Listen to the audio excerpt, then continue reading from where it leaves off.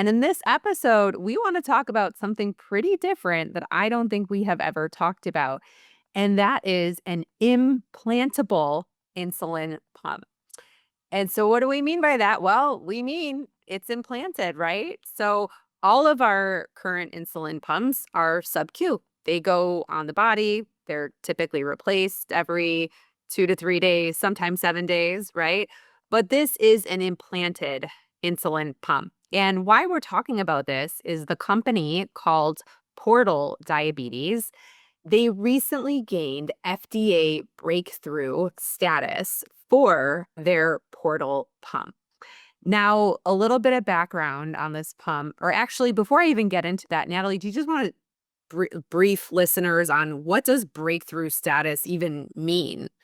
Right. So breakthrough status is going to allow the company to get into phase one's trials more quickly than not having that breakthrough status. And it's given to new and companies or drugs, even, right, that are new to the market that would change the way we can deliver care. So, because this is a brand new idea, and actually, right, we could go back and say it's not really a brand new idea.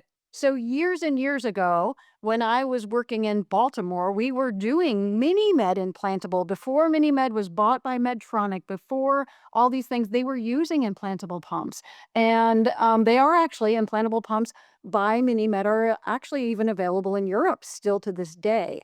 So it's not brand new, but it is not something that you get like we're not using them in the United States right now. So it is not brand new idea, but it's a brand new product, and there's some real advantages to an implantable pump, right? So it's the glucose is gonna go down right away because it's gonna feed into the blood system ultimately, right? It's gonna feed into, and work much more quickly. When you give a bolus with an insulin pump, we encourage pre-bolusing for a lot of our pumps 10, 15, 20 minutes before someone even starts to eat. You won't have to do any of that, right? And hopefully, the idea of this whole thing is that the pump can be so responsive that you wouldn't have to bolus at all, that it would just react to the rise in glucose or the elevated glucose versus thinking ahead. Is this 25 grams? Is this a small meal? Is this a large meal? That it would just say, it's going up, you need more. Because once insulin's into the blood, there's only a 2.5 minute, it's in and out like that. So pretty exciting. Yeah, and exactly. So this would actually be inserted through a surgical procedure in the abdomen. And then there's a catheter that takes the insulin into the peritoneal fluid, and then it goes right into the bloodstream. So totally to your point, Natalie, you don't need to pre-bolus. It's working much more like true physiologic insulin in a person without diabetes. And also it's wearing off much faster. So thinking of the implications, not just for food and bolusing, but also for exercise, that it would really make exercise much safer and likely less planning in terms of, needing to take in extra carbs and everything. What is different, I think, about this compared to MiniMed's version, which by the way, the people that used that apparently loved it. Right. Right. Like, loved it, loved it.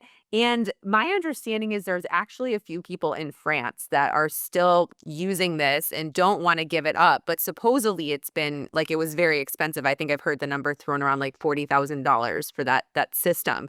So I think ultimately because of just the sub-Q insulin was kind of easier because you don't need surgery to get it, and that market blew up, probably more cost effective. This implantable kind of got forgotten until now, where we have a company that's pursuing this. And the other unique thing is that they're pursuing the fully closed loop. So their plan is to work with CGMs and automate this. So, really, the terminology artificial pancreas, which we hear thrown around with existing systems and really is a misnomer because there's nothing, they're not like a pancreas, right? There's still a lot of work the person with diabetes has to do. But here, it really would reduce that burden because the person ideally would not need to bolus. The system would totally take care of everything through the algorithm. So that part, I think, is really quite exciting. Amazing, right? Amazing. Yes. And the older Medtronic or MiniMed, sorry, system, they had the person had to announce meals, had to, right? This is very different from that. And really exciting, right? Yeah. This is the first real idea of reducing the burden. I mean, people who use insulin pumps will tell you, oh, it's not set it and forget it at this point. It's really not, right? If you Right. are starting to think about, okay, well, wait a minute, what happens when the pump runs out of insulin? Well, for the mini med version, what there was a semi-permeable permeable membrane like there is at the top of an insulin vial, right? Or at the top of an insulin pen where they would inject the insulin and refill the pump. So you don't have to take it out when it runs out. You just refill it through a procedure. You numb the skin, you find the top where that semi-permeable membrane is, and you inject the insulin back into it to refill it. So a lot to learn, though. I mean, this is just a very brand new, very tip of the iceberg. This new company, this portal is the first company in years and years to do this. How it will work, what this will look like, how big will it be? Will it use you? 200, you 400, what kind of insulin do we going to put in it? All of those are unanswered questions at this point, obviously, but really Yeah. exciting and just a breath of fresh air. Right, that it's something new and innovative. I love that you have, like, the actual experience with the previous pump. That is Yep. amazing. Some of the things that they've said so far are that they do plan, like, this device would be smaller than the previous one, so hopefully, be maybe easier to insert, wouldn't hopefully stick out of the abdomen. Also, I guess previous versions had this whole controller thing. This would, ideally would end up working with smartphones, so there wouldn't need to be a separate type of controller. And just as you said with the insulin, so they're working on their own proprietary temperature stable insulin. They have said that they would use concentrated insulin, which makes sense because, I mean, the thing can only hold so much. You wouldn't want to have to refill it every week or, you try to get as much time as possible between fills. My understanding is aiming for like 6 to 12 weeks because it is that in-office procedure, like you mentioned, of like numbing the skin and like, Right. having to But it come in doesn't for have to that. be rapid acting because it's getting absorbed right into the bloodstream, right? So we already have U-500 regular insulin. And that's what that would be ultimately ideal, right? So then how does it deliver it in small enough increments for someone? So there's a little bit of technicality now. So if you give someone U-500 insulin and 1 unit really equals 5 units, right? One volume unit is really 5 units of insulin. It just has to deliver in micro dosing in order to do that so that someone can get small enough doses, right? But ultimately, what you would want is some sort of concentrate so that you're right. So someone doesn't run out, right? So that you're not filling every 2 weeks. You don't want to go to back to get a procedure every 2 weeks to fill a device like this.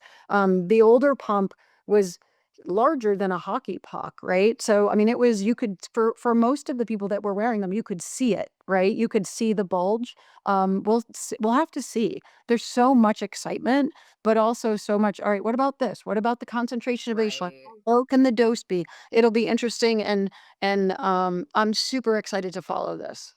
Right. I mean, yeah, who knows? I mean, if they're making their own insulin, they could do you 1000. I mean, we'll just have to see.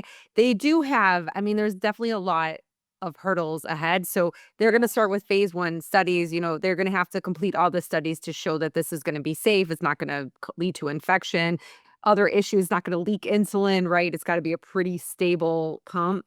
And then ultimately, for this really to make it in market, it's also going to need to be somewhat cost effective too. If it could be an amazing device, but if it is, let's say it is $40,000 and a traditional pump is much less, then you get into, well, our payer is going to pay for it and stuff. So anyway, I'm really excited to follow this. I'm excited that they're taking, they're bold and they're moving forward with this. And yeah, we'll see what And as we happens. say, a lot of it at the end of a lot of conversations with you and I, more to come, right? Like Right. we can't More to wait to come. see. Yep, more to We'll come. follow this and get back to you.